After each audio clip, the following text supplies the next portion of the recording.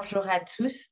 Je vais vous parler d'un chapitre de mon doctorat qui s'appelle Génomique fonctionnelle et couleurs de chair de l'ombre chevalier. Donc, l'ombre chevalier, c'est ce poisson-là, c'est un salmonidé et c'est la deuxième ressource traditionnelle la plus consommée par les communautés inuites. La couleur de sa chair varie du rouge écarlate au orange un peu plus pâle et cette couleur de chair lui est conférée par des pigments caroténoïdes qui sont synthétisés par les végétaux et les micro-organismes. Ces pigments caroténoïdes ont des bénéfices pour la santé humaine, notamment dans la vision, dans la protection de la peau contre les UV et ils ont une action antioxydante sur les cellules.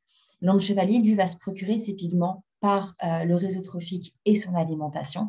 Et on voit que quand il va ingérer les pigments caroténoïdes, ceux-ci vont circuler dans son sang jusqu'à venir se lier aux muscles et conférer ainsi une couleur rosée de la chair. On sait chez l'homme chevalier que le foie et le muscle expriment des gènes qui produisent des enzymes clivantes de ces pigments caroténoïdes.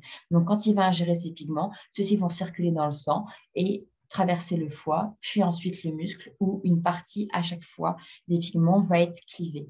Ainsi, je vais pouvoir émettre l'hypothèse que plus les gènes seront exprimés dans le foie et dans le muscle, plus la couleur de la chair de l'homme chevalier sera pâle. Cette hypothèse a été montrée chez Schwarzschild par Lennart et collaborateurs, où on voit que les saumons qui ont la chair la plus pâle ont un taux d'expression des gènes plus élevé.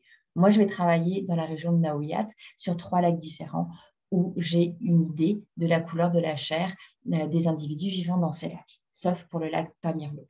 Pour mes 30 individus par lac, je vais d'abord déterminer leur régime alimentaire pour enlever le biais environnemental. Ensuite, je vais mesurer leur couleur et extraire l'ARN du muscle et du foie pour obtenir l'ADN et faire une PCR quantitative me permettant d'obtenir un niveau d'expression des gènes. Je pourrais ainsi comparer le niveau d'expression des gènes et la couleur de la chair de l'homme chevalier.